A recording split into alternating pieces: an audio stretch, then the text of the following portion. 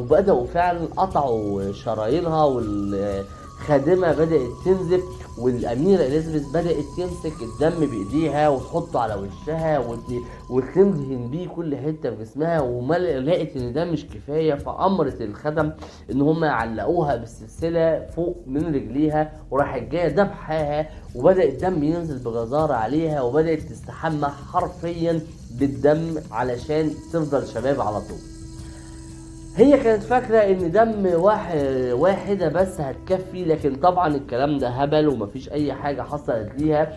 فبدأت تقترح انها تجيب خدامتين كل اسبوع، وفعلا بدأوا يجيبوا خدامتين كل اسبوع ويعلقوهم يا عيني من رجليهم، ويقطعوهم في كذا حتة في جسمهم، ويفضلوا يشلفوا دم وهي يا عيني قاعدة في الحمام، الدم تحتيهم بينزل عليها دم. وكانت بتستمتع جدا بصراخ وبكاء الخدامات هم بيعيطوا.